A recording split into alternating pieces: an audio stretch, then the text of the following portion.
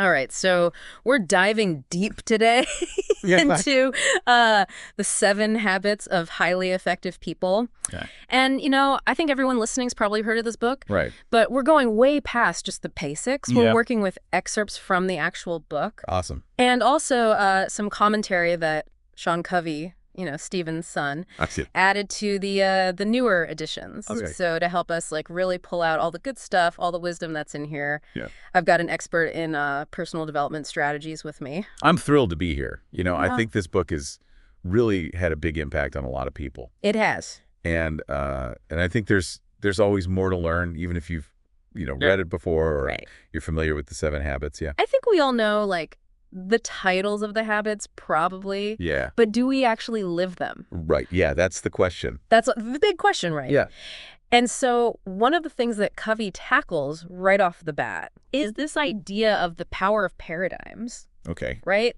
How we see the world shapes our reality. Absolutely. It's not just about changing our actions. It's about changing our perceptions first. It is.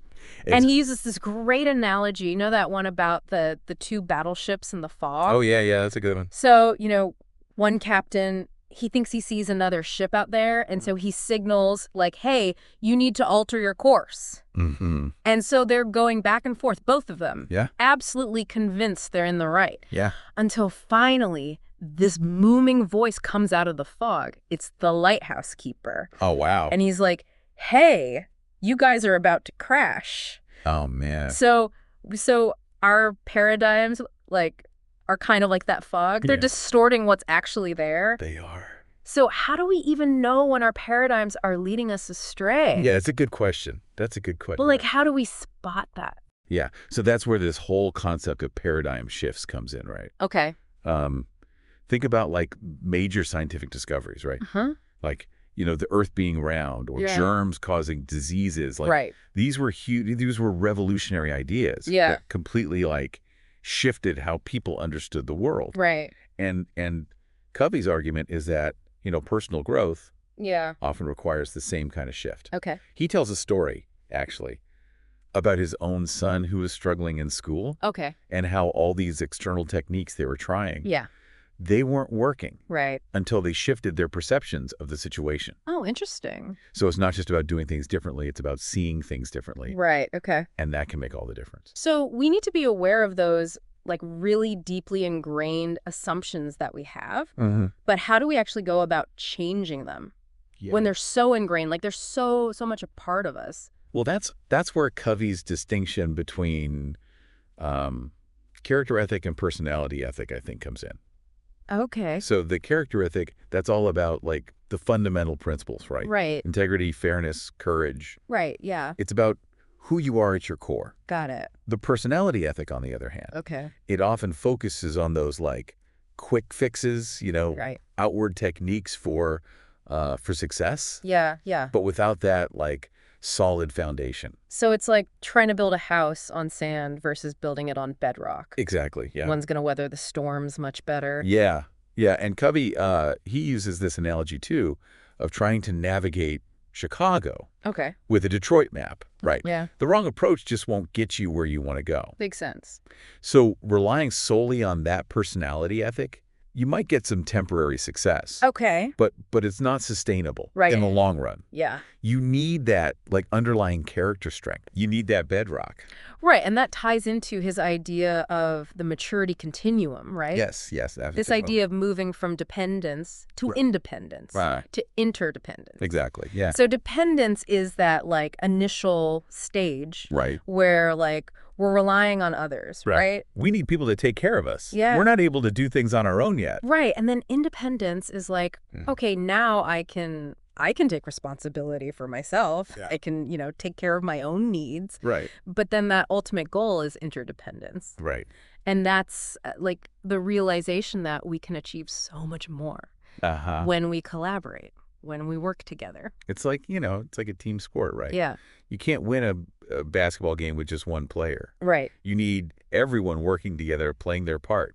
But so much of, how we're raised, and especially here in the West, it's all about individual achievement. Individualism, yeah. Yeah, so how do we actually shift our thinking and our actions to like actually embrace interdependence? That's a good question. What would that even look like in like daily life? Well, I think it starts with, recognizing that we don't exist in isolation. Okay. Like our actions impact other people and their actions impact us. So it's about moving away from that go-it-alone mentality. Okay. And really embracing collaboration. Okay. Seeking out opportunities to work together. Got it. Towards common goals. So we've kind of laid the groundwork here with paradigms, character, the importance of interdependence. Right. Now let's get into the actual habits themselves. Okay, let's do it. The first one, be proactive. Yes. This is all about, taking responsibility for our choices and our actions. Absolutely. Rather than just being reactive to circumstances. Yeah, it's about being in the driver's seat of your life. Right. And it's interesting because Sean Covey actually shares a story about how his dad instilled this in him from a very young age. Yeah. Anytime, little Sean would blame someone else for his feelings, his dad would be like, nope, no one can make you mad unless you let them. Wow. Yeah. So it's a powerful lesson in like recognizing that we do have control over our reactions. We do. We're not just like victims of circumstance. And Covey talks about this idea of focusing on our circle of influence. Yes. Right? The things that we can directly control, our thoughts, our actions, our attitudes. Our responses, yeah. But I mean, doesn't that kind of ignore the very real limitations and like systemic issues that so many people face? That's true. That's true. And I think it's important to acknowledge those external factors. Okay. But I think even within those constraints, we still have a choice in how we respond. Right. Right. So it's not about pretending those things don't exist, but it's about focusing on what we can influence. Okay. Even if it feels small. I see. It's that mindset shift that can be so powerful. Right. So it's not about pretending those external factors don't exist. It's about recognizing we still have power to choose our response within those limitations. Absolutely. Yeah. And it reminds me of like Carol Dweck's work on growth mindset, right? Okay. This belief that our abilities can be developed through effort and dedication. It's not fixed. Yeah. Right. We can grow, we can learn. Yeah, I'm starting to see how this like proactive mindset can be applied to so many areas of life. Absolutely. But let's move on to the second habit. Okay. Begin with the end in mind. Yeah, this is a good one. This is all about like having a clear vision for our lives, right? It is. Like Covey uses this really thought-provoking analogy. He says, imagine attending your own funeral and listening to what people say about your life. Yeah. What do you want to be remembered for? That's deep. And it really gets to the heart of like defining our values. What's our purpose? Yeah. What really matters to us? Right. It's a powerful image, right? It is. It forces you to think about what kind of legacy you want to leave behind. Yeah. Not just what you want to achieve today or tomorrow. Right. Not just the moment. But like the big picture. Yeah. Yeah. And Covey emphasizes that, all things are created twice. First mentally, then physically. Right. He uses the example of building a house. Okay. You wouldn't just start construction without a blueprint, right? No way. Of course not. You need a plan. But yet so many of us, we go through life without that clear plan, without a vision of what we're trying to build. We just kind of wander around. Right. Yeah. Endlessly. And Covey argues that we need that blueprint. We do. For our lives. Yeah. We need like a personal mission statement, a guiding compass for our decisions and actions. Right. And without it, we're likely to end up somewhere we didn't intend to be. Yeah, it's like setting off on a journey without a map. Right. You just end up lost. You're just going to get lost. So how do we actually create this personal mission statement? Yeah, that's the question. Is it just like a list of goals? Right. Or is it something deeper? I think it's deeper than that. Okay. It's about identifying those like core values. Yeah. The principles that guide your life. Right.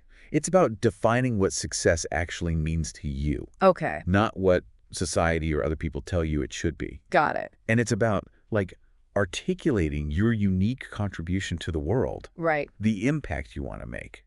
That's pretty profound stuff. It is. So it's not just about setting goals. It's about like aligning those goals with our deepest values. Yeah. And our vision for the future. And then, of course, the challenge of putting it all into action. Right. That's the hard part. Which leads us to the third habit, Okay, let's hear it. Yeah. First things first. This is the one that gets into like the nitty-gritty of time management. Right. But it's really about aligning your actions with those bigger goals we were just talking about. Okay. Making sure that the things you're spending your time on are actually moving you in the direction you want to go. And this is where that time management matrix comes in, right? Yes, exactly. The 4 quadrants. Urgent and important, not urgent but important, urgent but not important, and then the stuff that's neither.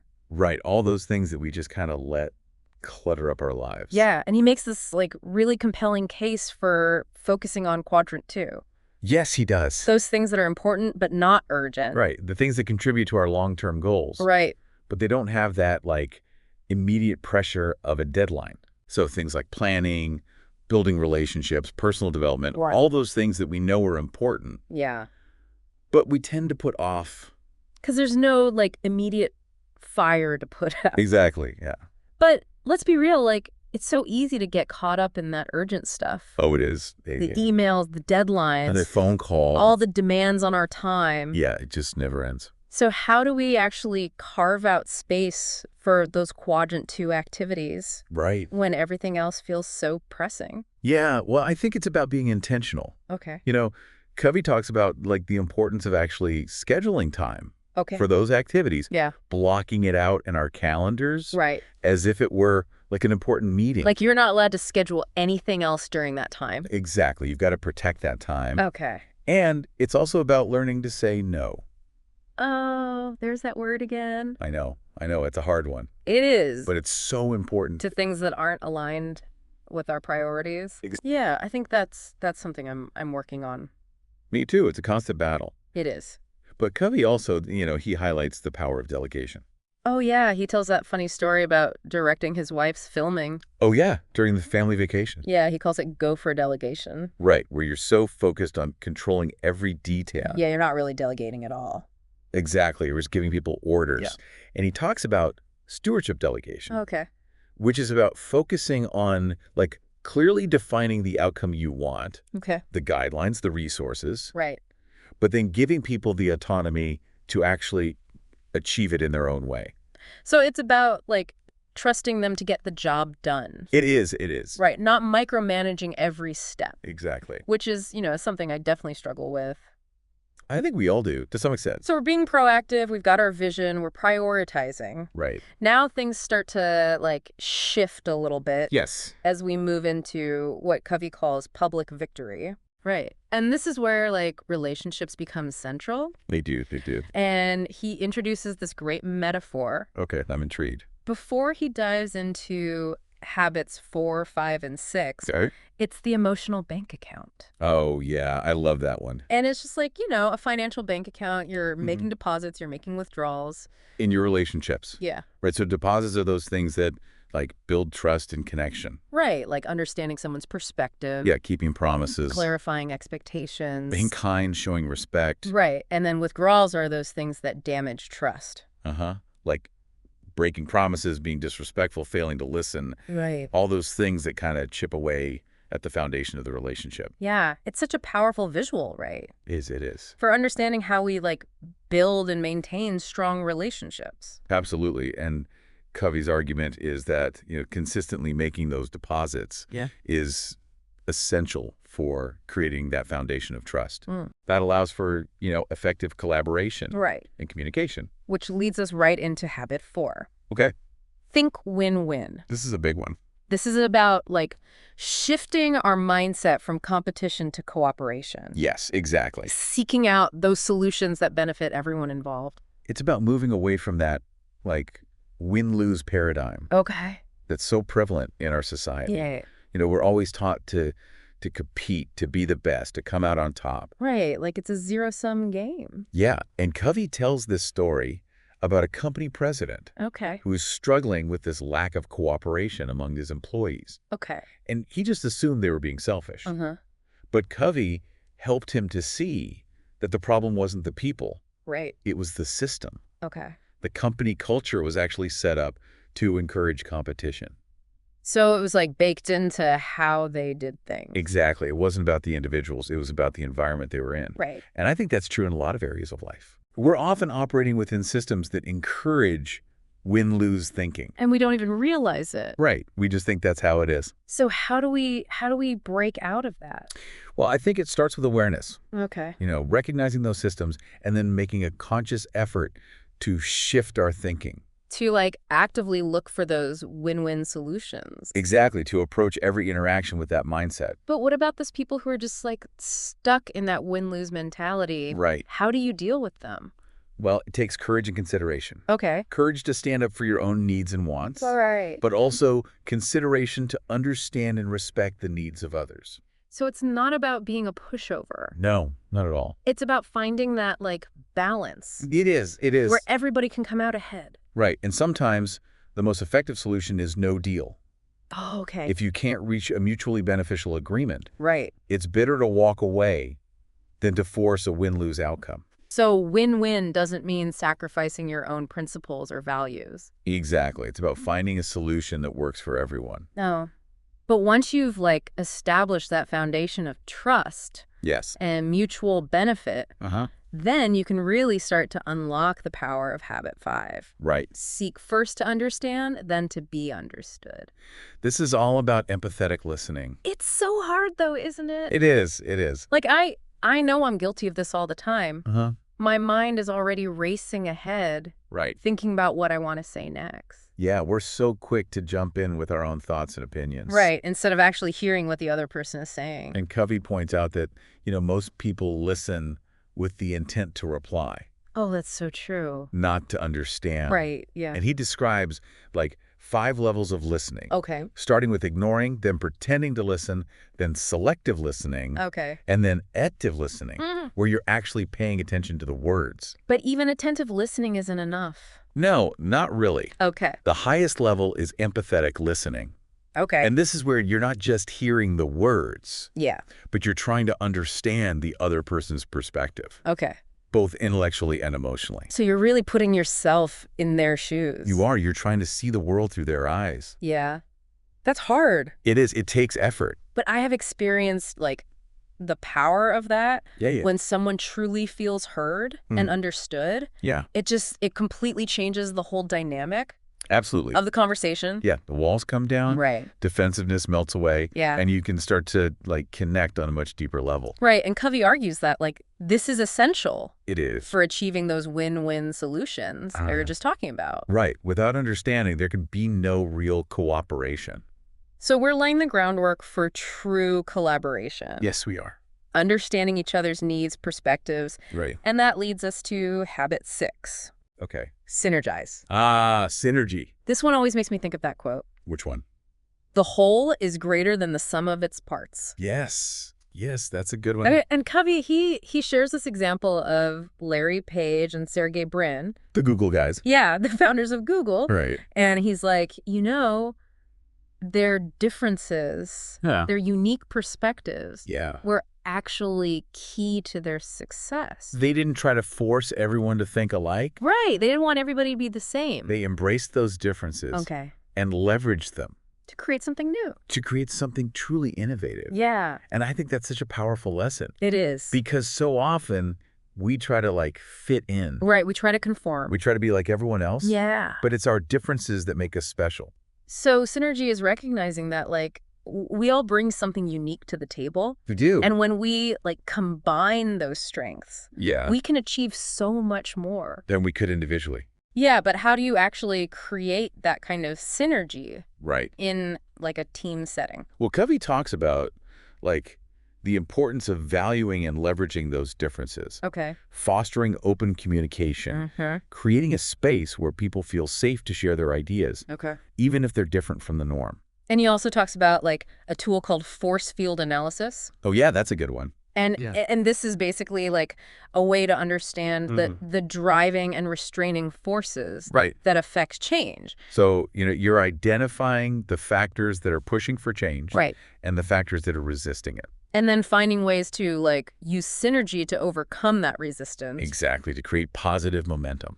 So this applies not just to teams. No, it applies to organizations, communities, even society as a whole. Right. It's about recognizing that we don't have to do everything alone. You don't. We can achieve so much more when we work together effectively. Absolutely. And that brings us to the final habit, the one that kind of ties it all together. Sharpen the saw. It's about continuous self-renewal. It's the habit that makes all the others possible. Right, because you can't really be effective if you're, like, running on empty. Exactly. You need to take care of yourself. Right. And Covey, he emphasizes this idea of taking care of ourselves in all 4 dimensions. Yeah. Physical, spiritual, mental, and social emotional. He used the analogy of a car, right? Okay. You need all 4 tires properly inflated to have a smooth ride. Right. If one's flat, the whole thing's going to be off. Exactly. You neglect one area and the whole system suffers. So physically, we sharpen the saw through, like, exercise, nutrition, sleep, all those, like, basics that, we know we should be doing. Yeah, but we don't always do. But life gets in the way. It does. It does. But it's not just about vanity, Yeah.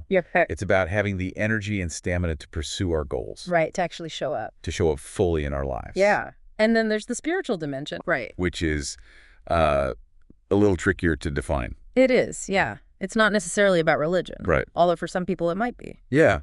For me, it's more about, like, connecting with my core values. Right. Finding meaning and purpose. Yeah. Spending time in nature, meditating. Right. Engaging in creative pursuits, volunteering. Yeah. Anything that nourishes your soul. Exactly. Anything that reminds you of what truly matters. And then that kind of feeds right into the mental dimension, right? It does. It does. Keeping our mind sharp. Reading, learning new things. Challenging our assumptions. Right. Which in a world of, like, constant information overload. Right. Feels more crucial than ever. It does. It does. It's about being curious. Okay. Being open to new ideas, constantly expanding your horizons. And then there's the social emotional dimension. Yes. And this is where, like, those deposits in the emotional bank account really come into play. It's about building and nurturing those strong relationships. Yeah, practicing empathy. Developing our emotional intelligence. Right, because we're not meant to go through this journey alone. We're not. We need each other. And Sean Covey shares this great story about his dad actually rescuing a fisherman. Oh, yeah. Because of his commitment to physical fitness. Wow. Which just shows that, like, taking care of ourselves doesn't just benefit us. Right. It can have this ripple effect. Yeah, we never know how our actions might impact others. And it's a good reminder that all these habits, they're interconnected. They are. They're all part of a whole. You can't be truly proactive if you're not taking care of your physical and mental well-being. Right. You can't achieve win-win solutions if you're not investing in your relationships. Exactly. It's a whole system. It is. And sharpen the saw is the habit that keeps the whole system running smoothly. One of the things that strikes me about this book is how it encourages a lifelong pursuit of growth. Okay. It's not about reaching some end point and saying, okay, I'm effective now, I'm done. Right. Checking a box. It's about constantly striving to learn, to improve, to become the best version of ourselves. And he provides so many, like, practical tools and techniques. He does. He does. For doing just that. Yeah, it's not just theory. Right. It's actionable advice we can actually implement in our lives. And even though it was written, like, over 30 years ago, the principles are just as relevant today. If not more so, I think. Yeah. Yeah, today's fast-paced world. We need these principles more than ever. We do. We do. And it's that emphasis on principles, right? Yes. That sets Covey's work apart.